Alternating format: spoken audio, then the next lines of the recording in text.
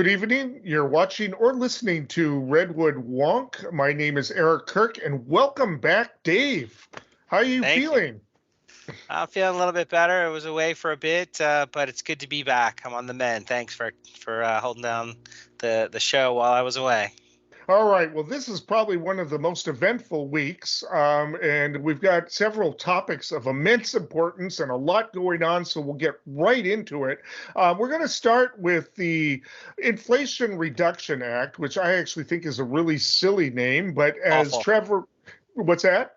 It's an awful name. Yeah, I know, but as Trevor Noah of the Daily Show said, if we had to call it the mention has the biggest, D in the world name, Bill, that's what we would have to call it that. But somehow Biden apparently was working behind the scenes with Manchin, and now apparently reports that he was also working with Sinema behind the scenes. His people were working it, and all of a sudden, after Manchin had at the last minute sunk the bill that he'd been negotiating all year, we don't know what happened, but all of a sudden, out of nowhere, Manchin came back and put on renewed some of the provisions for climate change, including the tax breaks for electric vehicles and infrastructure and all kinds of things, as well as the Medicare negotiations for lower drug prices and a number of other things. It's nowhere near what Build Back Better was supposed to be, but it's still a very ambitious bill. Republicans were really angry about it. They really thought they had defeated this thing, but it's still a very good bill. And at any rate, the Democrats are doing a victory lap. Dave, you want to talk a little bit about what's in it and how this happened, and why this is a big day for Democrats? So it's definitely a big and important bill. I think from my perspective, it's really important to, I threw away I gave you that throwaway line that it was an awful name bill, but I think I want to talk a little bit about that first. I think that it's the first issue of import here is that the name of the bill is political posturing leading into the midterm election.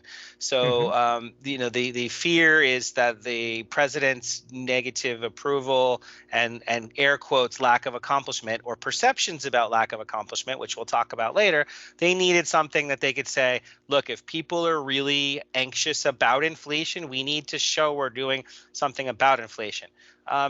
So that said, besides the name, the general consensus is that this investment component, $369 billion over 10 years, is more than fully paid for by the revenue raised in the bill. So much so that there's also a $300 billion deficit reduction component over 10 years, and that there's like you said, there are some energy elements, there are some healthcare elements, there's some taxation elements, but the question is, will it actually reduce inflation? So I want to just clear that up right away because you hear all sorts of mixed messages out there. The general consensus is that the energy components alone are monumental and are hugely consequential, and that they will in fact end up increasing energy resource supply, and that will between the green components and the additional fossil fuel components, that will have a net result of decreasing energy demand, putting a downward pressure on prices. So that said, economy, which has an impact on food prices also. Sure. Energy relates directly to food. I think 60% of food costs we've talked about are energy. Sure. So economists agree that it will have a modest impact, in quotes. And Medicare lowering the drug prices, obviously. Sure. Prices. Yep. Yeah. We'll get to that piece too. But yep, that's also it's affecting drug prices, and it's affecting also people who buy their healthcare through the Affordable Care Act exchanges. So it's preventing future inflation. But so it's in terms of what the economists do agree on is that there will be no short-term effect on inflation. Right. And so, like the standard bearers for that argument are UPenn Wharton School of Business who published a report that says they have a low confidence the bill will have any impact on inflation, and Moody's, who have said there will be a modest reduction that will be felt over the next 10 years. Right, and we don't even know if inflation will be a problem by the time that effect kicks in. Exactly. And the purpose of this bill has to do with the next 90 days, the election, midterm election. So to that end, there's been a letter signed by 126 really, renowned and prominent and consequential and important and reliable and trustworthy economists.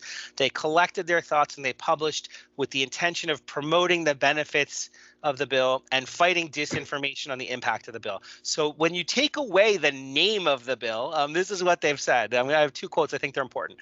One is this historic legislation makes crucial investments in energy, healthcare, and in shoring up the nation's tax system. These investments will fight inflation and lower costs for American families while setting the stage, here's the important part, for a strong, stable, and broadly shared long-term economic growth. This proposal addresses some of the country's biggest challenges at significant scale, underline, exclamation point, bold. It's the scale of this bill that's important to show that there could be changes. And because it is deficit reducing, it does so while putting downward pressure on inflation. So it's this wonky sort of it will reduce the deficit, so therefore it will reduce inflation argument. And that's inside baseball in economics land. But we can talk about actually what's to me and you, what's important, what's in the bill. So there's important investments, important tax incentives, policy improvements that will actually improve people's lives. Yeah, there is, and the fact of the matter is, the investments will go to various. I mean, one of the things Manchin did secure was that the batteries that are made for the vehicles have to be made. The component parts and the products have to be made come from the United States or countries with trade agreements with the United States. That's going to be problematic at first because a lot of that's not happening, but capitalism solves those problems pretty quickly. I mean, even the foreign companies, they say, well, we have Japanese countries that make these things, so they open up plants in the United States. They do that. Honda's got plants here.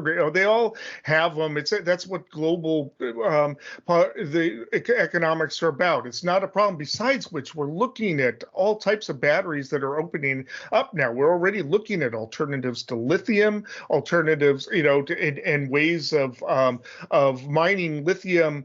I don't even want to call it mining. They're talking about getting lithium out of ocean water, out of brine, and the rest. So we might not even have to mine lithium. I mean, there's this.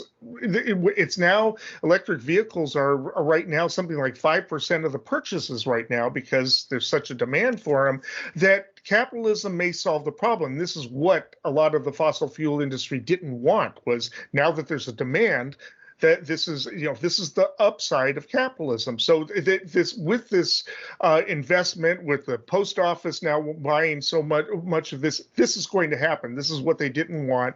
So Manchin also secured there's going to be guarantees of some drilling on public land, and so they're going to be able to stretch it out more so that they can make their money. But they're probably going to make their money so they can invest and get out and get into something else eventually, because fossil fuel will not be, we're never going to be totally without it. Everybody knows that, but it won't be their primary investment forever. I mean, that's just the way it is. And they're talking about how this alone will reduce our output from the 2005 levels by as much as 41% by 2030. I mean, that's significant. It's not. Yeah.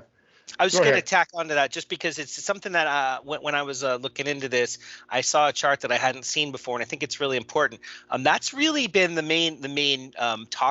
of the main talking points of this bill, of its historic nature. By reducing, the impact would be potentially to reduce greenhouse gas from 2005 levels by 40%, like you said. So I saw this chart, and it was put together by Vox, I believe. Got to give them credit. A Princeton University Zero Lab, and Canadian Broadcasting Company. And so it's got a left to right line that shows the 2005 levels, emission levels at 5.9 billion tons in the U.S. And it's been slowly going down to the present to 5 billion tons. And then the question is, what's going to happen over the next 15 years or 13 years. And so they speculate, they've got like 5 different data points. If we did absolutely nothing, it still would fall to 26% below. That's our current track. If we went to this, what everybody thinks we should do, this net zero pathway, that's like the ideal, that's the holy grail, that only brings us down 50%. So this is extremely ambitious to bring us down 40%. Even Build Back Better with its multiple trillions of dollars of investments would only bring us down about 46%. So this is a substantive bill that captures almost all of the benefits of something that's punching way above its weight. Arguably 7 times less. More, it would have been 7 times more expensive to do the Build Back Better plan. So this is a big deal.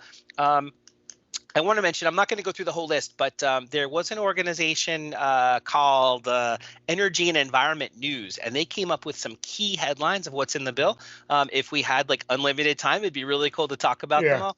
But a big one is how they're restructuring energy incentives. So there's been a lot of talk about how, like for example, Bernie Sanders is very upset. There's not a lot of progressive elements in this bill. There are people who want to see a green future. They're upset about a lot of the things that got included because of Manchin. But if you look at it, like I'll just give 2 quick examples. One is methane. So they revised the whole structure of rules around methane, which is an 80 times more powerful greenhouse gas component. So methane is really important.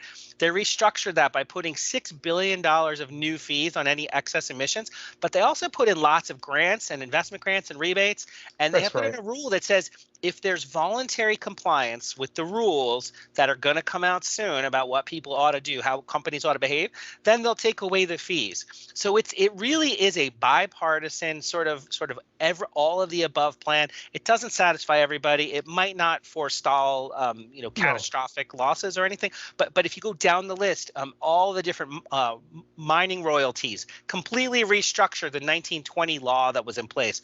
Offshore wind, pulled Trump's 10-year moratorium on offshore wind production. And you just go down the list. Environmental justice, $27 billion new federal green bank.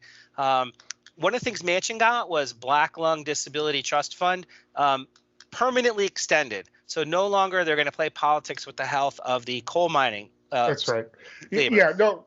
And it goes on and on. There are lots of really interesting and useful and important things in this bill, and I think it's one of those things that you hold your nose and you sign it because it's that important. But and there are also developments outside of the framework that even Sanders isn't considering. As I brought up before, the batteries, the technology is advancing. One of the alternatives to lithium is something called, and I encourage people to Google it, Redox flow batteries. There's a big story on it and how it almost got moved to China. It's a type of battery that was developed in a public lab, a United States lab in the Pacific Northwest. It's been farmed out for private production. It's now back in the United States. That's a whole controversy itself. But these are power packs that can be charged by any source, including solar and wind. And these are just packs that you can put into a car or any other situation that's refrigerator size right now, but they're talking about making them small size. It will revolutionize the whole battery concept. You won't need lithium. It's a whole thing, and they work now. They just haven't figured out the industrial process and how to integrate them into all of the technologies. I mean, things are moving with this. Once that is integrated, all of this stuff, a lot of this stuff, these questions could become obsolete in a hurry. I mean, it just, and then you've got graphene supercapacitors that they're talking about, powered roads. I mean, we haven't even gotten into that. I mean, there's just so many things that are looking at. So, and you've got, when you talk about it, the whole concept of just having these gas stations where you pump this liquid fuel into your thing is just going to look like cavemen. It's just, by the time we're done here, and this has opened it up. This is the big concept. So no, it's not everything we wanted. It's not all the progressive stuff we wanted, but we got it through. They got it through. It has now opened us up to that realm. It's not everything we wanted. You have to consider we have 48 Democrats. That's what we had in there, and a couple of people that could be swung. somehow, and you give Biden credit. He somehow did this. It was looking hopeless. Whatever he did, whether he twisted or bribed or whatever, got cinema by giving up the one tax thing, and she wanted $6 billion for drought relief. Fine, I don't object to that. Has nothing to do with anything, but fine, makes her look good, whatever. But other than that, it's it's not what we wanted, but it is a ambitious bill, and it's something good going into the midterms. And if by some miracle the Democrats can hold on, we'll talk about that in the third segment. I'll let you have the last word. Yeah. So I know we just have a minute or so left. But like you said, by hook or crook, this got through. I think it's important to say real briefly that minimum tax on corporations at 15%, that's being pushed by Federal Reserve chairs, finance ministers, the equivalent of our Treasury Secretary on a global scale. It really is a global problem. Multinational corporations not paying their fair shares in the territory where they operate. And so to us, for our country to get on board with that 15% minimum tax on these billion-dollar corporations, it's a really big deal. It's a much smaller deal, Sinema deciding that her line in the sand was to protect a handful of billionaires that are hedge fund managers from their carried interest deduction. That's a real technical issue, and she's agreed that she's going to speak with, I think, Senator Warner about a solution that would not punish innovation, et cetera, et cetera. But if you just from her own raw self-interest, she's probably got potential lucrative job down the road from one of these billionaires, and it's one of those tax breaks that just keeps on giving. Even Manchin said nobody could justify that tax break, but of course it's a pay-to-play world, and that's why that got taken out. But they made up for it with a 1% tax on stock buybacks, that it was a net zero for the overall bill's health, which is why instead of extending the SALT thing. But yes. Anyway, much more to say. We'll probably be talking about it later, but we need to move on to the next topic. Well, let me give you my view of what happened January the 6th. It was a violent insurrection for the purpose of trying to prevent the peaceful transfer of power after a legitimately certified election from one administration to the next. That's what it was. With regard to the suggestion that the RNC should be in the business of picking and choosing Republicans who ought to be supported, traditionally the view of the National Party committees is that we support all members of our party, regardless of their positions on some issues. The issue is whether or not the RNC should be sort of singling out members of our party who may have different views from the majority. That's not the job of the RNC. Okay, next topic. It happened. Trump got raided at Mar-a-Lago. The FBI went down to his place and grabbed what are reported to be about 10 boxes of possibly classified documents. He had given up 15. He had brought a bunch of documents down there, classified documents, some of which had been torn apart. They reported in February had to be taped back together. There had been negotiations, and he was just not coughing him up. Apparently, according to Newsweek, an informer said that he still had some classified documents. I guess the DOJ, FBI got tired of playing around, and they went down there, cracked open the safe, according to Trump, and left with 10 boxes, according to some reports. I haven't been able to confirm as to exactly what was removed, but he did. He's claiming it's a banana republic. I think you can argue that it's the opposite of a banana republic. A banana republic is like when somebody stays in power and doesn't face any consequences. Here you have, somebody who was in power facing the rule of law. It's kind of proof that we're not in one. You can argue, but we can talk about that. I mean, he's not in jail, right? Yeah, so it's just not yet anyway. But we don't know. But it does appear to not have anything to do with the January 6th committee. At least we don't know. but it does appear to be based upon the fact that he left the White House with classified documents. And of course, the Republicans are saying, "What about Hunter Biden? What about Hillary Clinton? Blah blah blah," and screaming. On the other hand, Mitch McConnell hasn't really said much about anything. He wants to know what's going on. He wants answers.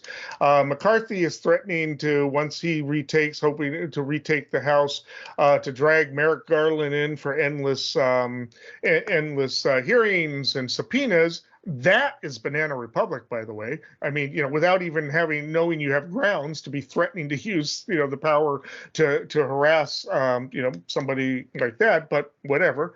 And you've got people anyway screaming about it. And, and just real quickly before I send it off to you, a friend of mine in Southern Humboldt, I was down there. She actually golfs with Republican women in Fortuna. And she went up, and she's a Democrat, of course, and she said that the Republican women in Fortuna are just all up in arms. Isn't this horrible? Isn't this political? And when she tried to bring up that the that the FBI head was actually a Trump appointee, Gray, and a Republican, he's been, he's sold out and is now a pawn of Joe Biden and the Democrats, right? So they have the narrative. And there's talks about whether or not this is going to be a backlash that's going to bring out the Trump vote and make them agitated. In my opinion, it doesn't take much to get that particular crowd agitated. But will this, how will the center, what's left of it, see this? I'm trying to find out. I've been trying to get information as to what exactly was taken and what this is about. But FBI nor the Department of Justice are saying very much about it. It's so far. We'll see if, and so far, no charges filed or anything like that. Attorneys aren't saying much. Dave? Yeah, I find this interesting as an event because of the hyperbolic overreaction from both the left and the right. The way I see it, in the continuum of Trump criminality and investigations of alleged criminality, this is really more of a sideshow. Less viable in terms of the actual potential to what I call push him out of the box. I think that ultimately there is a concerted effort through the January 6th committee to illustrate that he should be held accountable for things he said and done, and that they're making the case, and that in fact they are making their case effectively. And I think that is what informs why such an overreaction from Trump supporters. And so what actually we know about this is that, yes, it's been reported before that the National Archives has said, former President Trump, you've taken things you shouldn't have taken. It's against the law. You need to give them back. And they went down to Mar-a-Lago and he voluntarily gave things back. But when the FBI and the Secret Service do what they did, go into his house and look for more documents with a subpoena that's approved by a judge, there has to be merits. They have to basically say, we think he has this. This is why we think he has it. We think it's here. And this is why we can't just give him a subpoena and ask him to do it voluntarily. I think part of that has to do with the track record of him just being relatively obstinate in his really decisions not to comply. And I don't know how factual it is, because so much of this is sort of, under seal and not been made public yet. So much of it is speculation, but it appears that it's things like letters from President Obama, letters from Kim Jong-un, gifts he received from former heads of state, things like that, where traditionally it's supposed to remain with the presidency, remain with the country. It belongs to the American people, not the former president. And Trump just sort of thinks, well, this is mine. This doesn't apply to me. So I think that might be why, and this is speculation, but I think that might be why this apparently overzealous approach to getting those documents happened. Plus, you could argue that it's very possible that, well, once they're in there, they get the opportunity to see if there's any other things, because once you're there, if you're just doing your job and your normal function, then you can take what you see. So there is that one little thread of potentially, hey, they're just following the rules, they're just playing it straight, they're checking their boxes, they're saying he probably committed a crime by not giving these things back. We're just going to go take them back. So that, I think that's sort of the straight and narrow of it. Right. But I also want to just say it really we need to point out the hyperbolic reaction from the right, from Trump supporters, is arguably a team building exercise to make sure that everybody is agitated and engaged and frustrated and Alex Jones type levels of just almost hysteria about the decisions of the FBI, the decisions of the Justice Department, because yes, Trump is a highly unconventional person who probably gets himself in really sticky situations because of his choices. He's in this sticky situation because of his choices.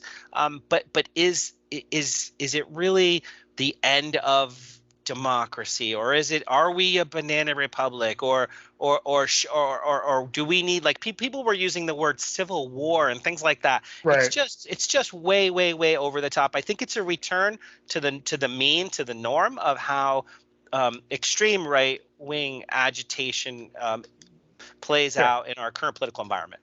Well, there's a couple possibilities here, and one thing is, and they wanted to make clear this is not tied to the January 6th thing or anything else. This was strictly about what they said are confidential documents. Are they confidential documents that are essential to national security? Nobody's saying. Are they or are they, like you said, just things that he feels like he's entitled to, and the rest? And so then, if they're not essential to national security, is it just that they don't want to allow the precedent? All right. So maybe these documents aren't particularly harmful, but then maybe the next president or next person who's in a position to have them will be. If they let it go this time, then will it be a problem next time? Do they just not want to allow a precedent for this? And so is it really, are they planning to press charges, or do they just want to get the documents back and send a message so that this does not happen again?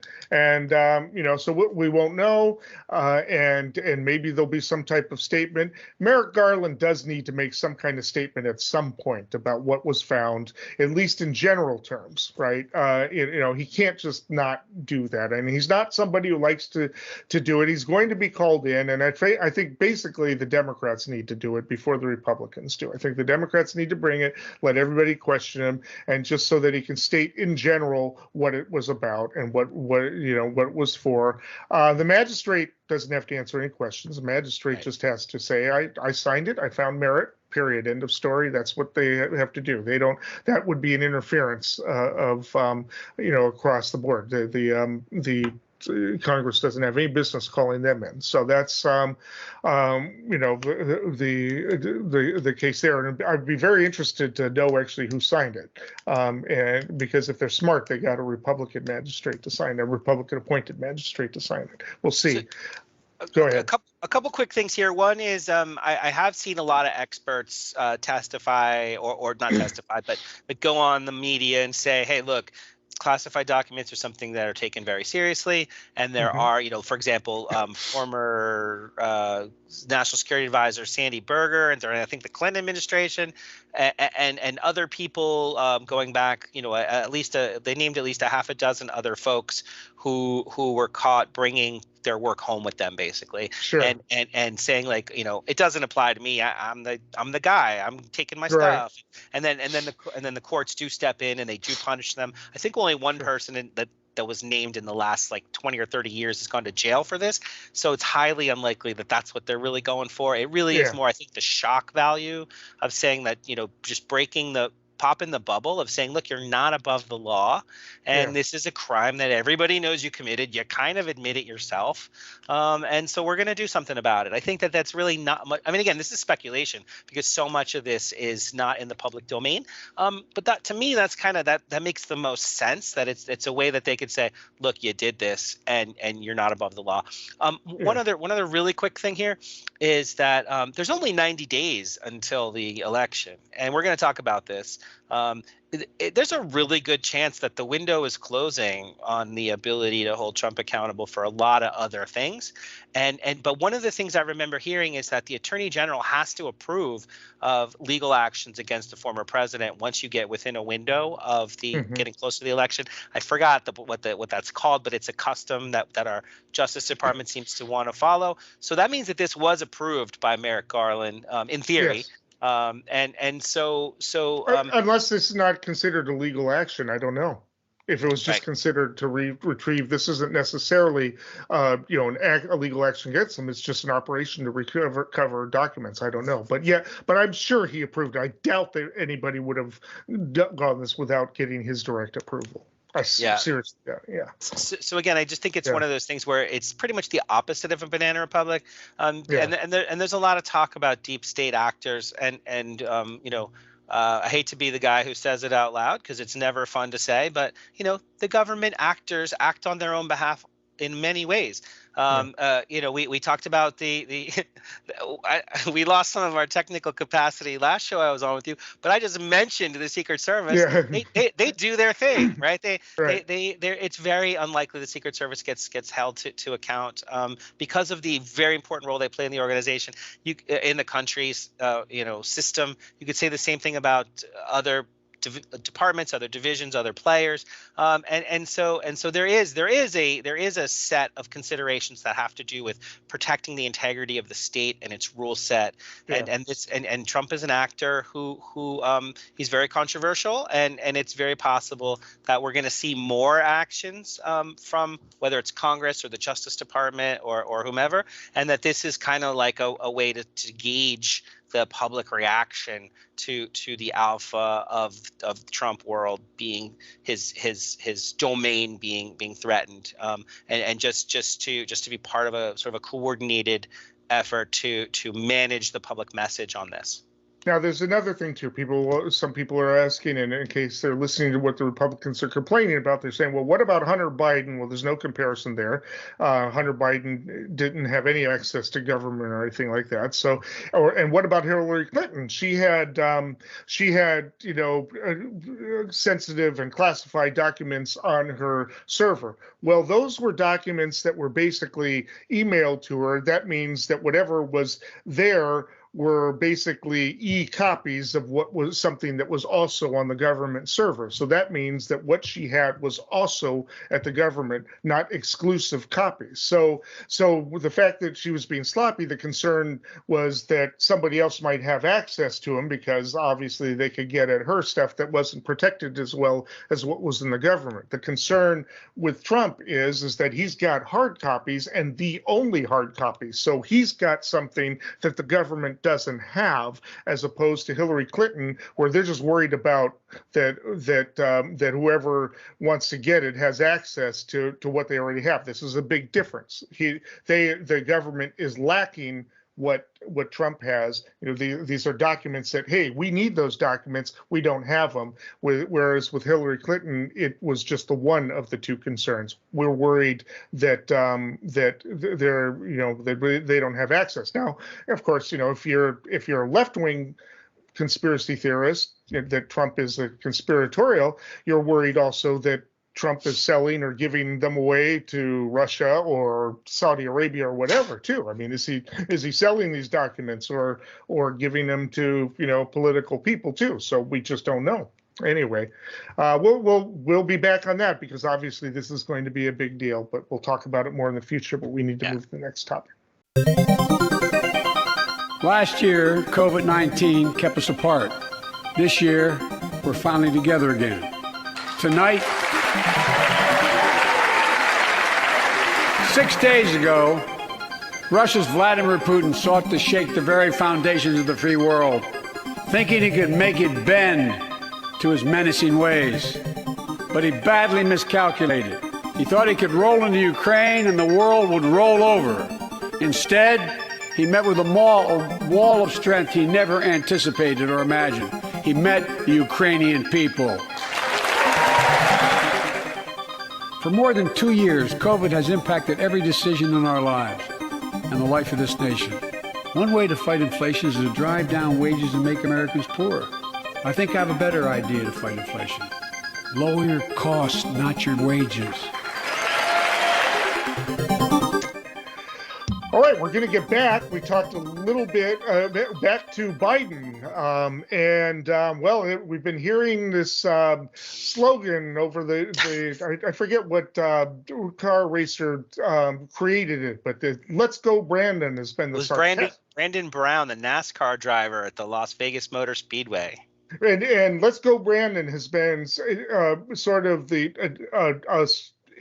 riff on against Biden. "Let's Go Brandon" was, to make fun of him, and now from the right, and now he and his people are embracing it. They're saying "Let's Go Brandon," and there are memes coming out of the White House and the supporters of Dark Brandon. I suggest everybody Google Dark Brandon, because he has a string of wins that he and his supporters are hoping will up his approval ratings and help boost Democrats. As we've talked about on this show, his low approval ratings don't seem to be having any negative impacts on the Senate races, at least the key Senate races. The same polls that have shown him down have Fetterman up ahead, and even have Barnes and Warnock and Ryan doing pretty well.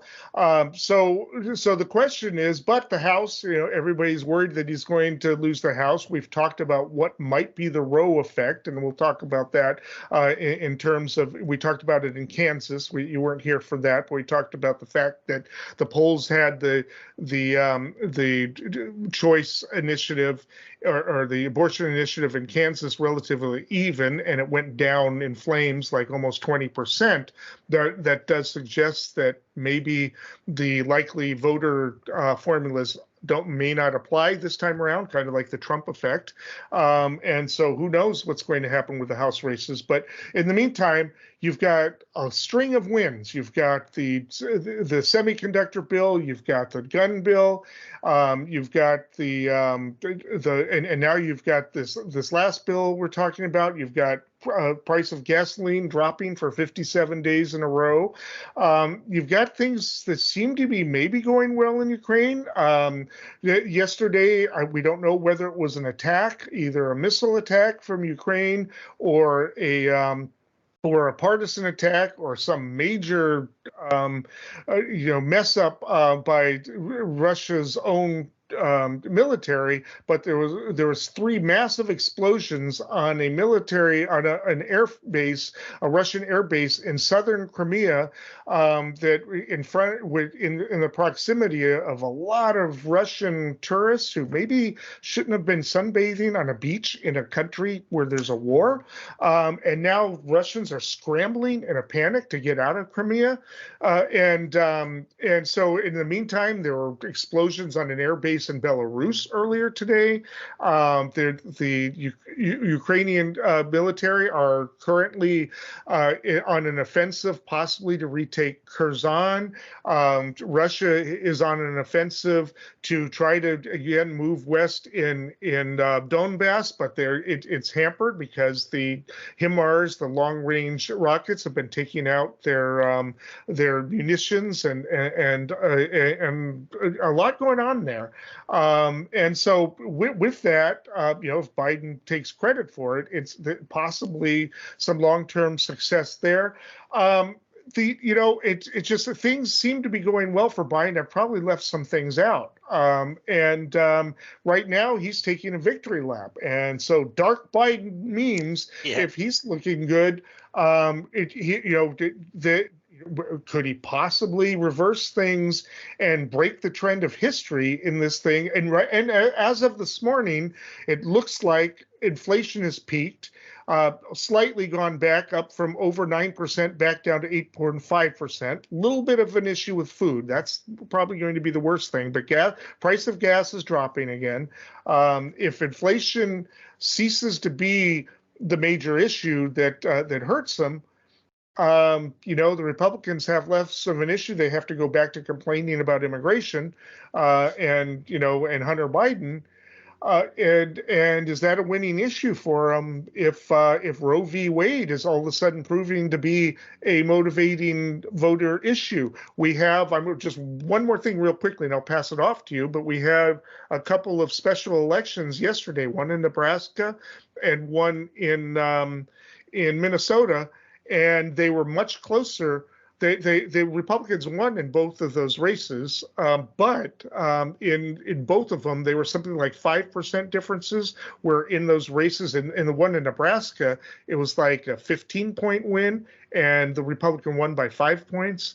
And in Minnesota, the Republican won by 10 points, and again, it was 5 points. So they're not losing ground, the Democrats are, in these races. And these races, of course, only take you to the end of the year, and then there's redistricting everything. So it'll be totally new races. But so by all accounts, Democrats, if they're losing ground, it hasn't happened yet. The red wave, there's not evidence of a red wave yet. Doesn't mean it won't happen, but let's go Brandon has now a Democratic slogan, at least for the moment.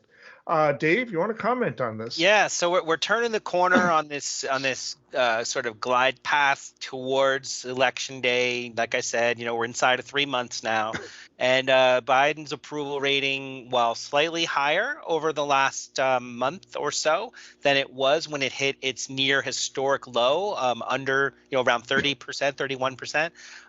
He's back up, I think, closer to 37-ish or 38, depending on the poll you're looking at. So the question is, he was taking a hit in a big way, in terms of not being able to accomplish things. Despite we're gonna you named some, I'm gonna name some more. A lot of accomplishments, but the perception was the economy is in a really bad place, inflation's in a really bad place, people are in a really bad place. They want to blame him. In addition to that, the context of the pendulum swinging where in a presidential election, if a Democrat wins office and is a first-term president, it's usually the case that 2 years later in a midterm election that there's a pretty big hit against his party in the Congress. So that's like the weather. That's like the climate that this is happening in. The fact that Biden was an easy target for mockery, the F Joe Biden chant, that was "Let's go Brandon." I want to talk about like that meme real quick, just the meme itself. And so it's really the Dark Knight Rises imagery, like, oh, you put this eagle signal up in the sky and Dark Knight, it almost looks like Terminator. Biden is going to be there. And so his press secretary, Andrew Bates, tweeted out a quote with that imagery saying, "Dark Brandon is crushing it. Your malarkey's been going on for too long, kiddo." And when he was asked about it, he said, "Hey, we're leaning into this." So the Hill did an interview of a senior administration official who said, "Hey, hardcore Trump supporters he's used the term blow their tops when Democrats stand up for themselves and kind of co-opt that slogan or that imagery." So the popular attack against Joe Biden has now become a rallying cry. So it's rallying the troops to a way of saying like, hey, things aren't as bad as they look, everybody. And so the question is, are they as bad as they look? And so you named a few of those, the accomplishments just in the last few weeks. So drone strike assassination kill of Al-Qaeda leader Ayman al-Zawahiri, and that's a big one. Expansion of NATO include Finland and Sweden. I mean, in history, that's going to turn out to be a big deal. We forget about the bipartisan infrastructure bill, $1 trillion, roads, bridges, public transit, rail, electric vehicles, car chargers, grid electrification, rural broadband, which affects our community here in North Coast California.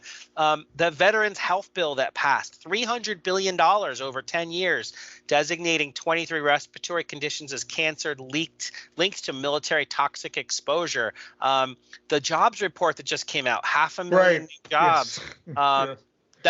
which means no recession, or at least not right now. Yeah. Theoretically, Yeah. depending on how the definition, yeah. Yeah. But that means that all 22 million jobs that were lost since COVID have now been recovered. 3.5% unemployment rate. That's the lowest since February of 2020, which matches the lowest rate since the Bureau of Labor Statistics began keeping records 50 years ago in nearly half of all states. So like half the country is actually recovering in a solid way, regardless of the technical definition of recession. And I just want to throw in here, today's inflation report set stocks up highest since March, because they anticipate then that the Fed is not going to raise it 0.75 of a point, but probably only 0.5 point, or possibly as low as 1/4 of a point. So, I mean, that's a big deal, and that will lessen the possibility of at least a harmful recession. So. But I'm gonna steer clear of macroeconomic issues like the Federal Reserve and interest rates right now, and kind of try to focus a little bit more on the historical context of Biden in this climate. I just think it's worth mentioning also that CHIPS bill that you mentioned, the CHIPS and Science Act, the semiconductor. You mentioned it. But what I didn't even know this until I looked it up. Besides the $52.7 billion in subsidies for semiconductor production and research, which is a national security concern that impacts the supply chain for all products like cars and phones, and there's like everything in the consumer electronics market. Most things have chips now, so it's a really big deal domestically. Somewhere buried in the headline, there was $170 billion over 5 years to boost U.S. scientific research, and $13 billion in grants and scholarships and fellowships for STEM education, focusing primarily on rural areas. Like these are big investments just in the future of the young folks and the economy of the country. So this is a big deal. Like all this taken together. It adds up. And so Biden was gloating a little bit actually recently, and he said, we believe that everything is possible. This is the soul of America. The future is going to be made in America. We're making once in a generation investments in America itself. So they're out there trying to take a victory lap to build morale, to get people together, rallying behind, because the real threat, the real risk is the Democrats lose the Senate and the Democrats lose the House. And as recently, this is what I think is really, I mean, I went away for a while. I come back and things are changed quite a bit. The Senate 4 weeks ago was 60-40, likely going to flip Republican. 2 weeks ago, it was split 50-50. Now 2 weeks into this list of accomplishments that we just talked about, not the least of which is the Inflation Reduction Act, which is a huge impact on climate change. Now it's 60-40. The Democrats are going to actually take the Senate. That's a really, really big swing. So the question is this pendulum going to be held back or not? And I don't mean to just keep going here, but I'm going to say one more thing.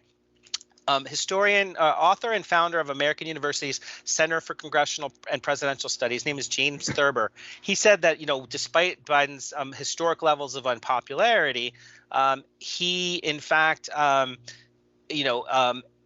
stands up well to the accomplishments of other presidents. So, if your approval rating is very low in the 30s, that's like Jimmy Carter.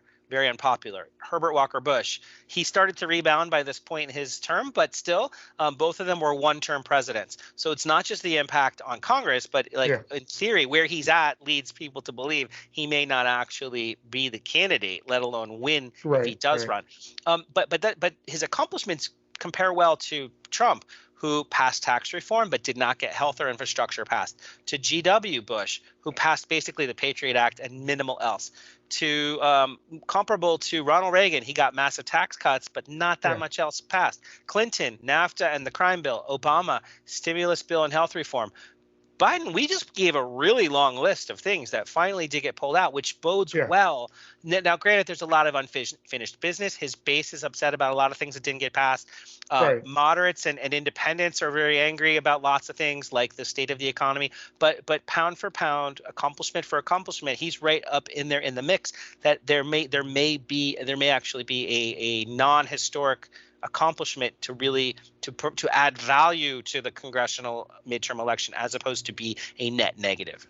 Yeah, this is the timing of this is good for him. It's about, he now has a narrative. The Dark Brandon thing is about the best marketing I've seen for Democrats in a long time. I mean, that just it is. I mean, whether it's real or not, whether it's not. I mean, you start saying that, and it has an impact, and people will start to look. At least his own base will, right? They start to feel good about it, and the price of gas is dropping. Eventually food will too. I mean, that will happen. There might be a lag time there, but the thing is even if the Democrats don't hold on to the House, holding on to the Senate is big, because that's 2 more years of judges that get appointed. You don't need the House to appoint the judges, right? And if something happens with Clarence Thomas, that's huge, right? He's getting older. So it's just, it's a big deal. Will he run for a second term? Who knows? But the other person who was unpopular at this time was Ronald Reagan.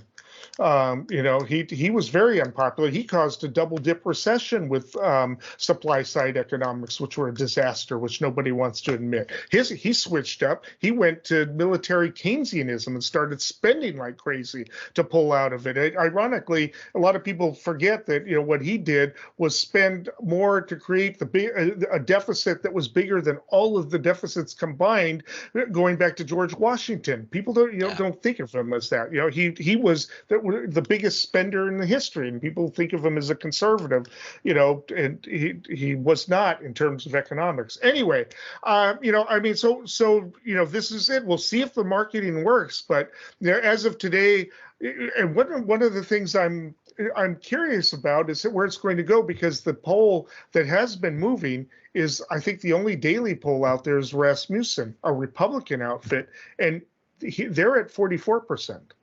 So at the last time I looked, so it's kind of interesting because sometimes they're accused of being kind of biased, but he's one of them that they're doing the best in, So we'll see. Will he get back up above 50%? I don't know, but all he really needs to do is energize his base and the center right now. He doesn't have to convince Republicans that that's not going to happen, But he's got to get the center, and he's got to get his base energized. And the less the economy becomes an issue, the more these other issues become important: climate change and, of course, choice. Yeah, I just want to. I didn't actually touch on that item, that element, which I know you mentioned at the beginning of this, and you just mentioned it again. I don't think it can be overstated how important that rollback of Roe v. Wade was to the awareness of the importance of participation. And I wasn't here when Kansas happened, but it superseded people's expectations for 2 reasons. One is mobilizing the base itself, which, according to the Democratic Party's own practices, that's all they really seem to care about, is getting their own people to turn out. At least here in California, that seems to be all they care about. But more importantly, there were a lot of people in Kansas who voted to block that constitutional change, who were independents and Republicans. Yes. So there is a crossover awareness of the overextension and overreach of the culture war from the perspective of what the GOP's priorities are. And when they respond to Trump and the way, and we talked about Trump's house getting raided, the way that hyperbolic reaction and sort of reactionary victimhood takes place and agitates. I think they alienate their more moderate forces. They alienate independent forces, and that may bode well for the president's party this time around. And we'll talk about it more soon.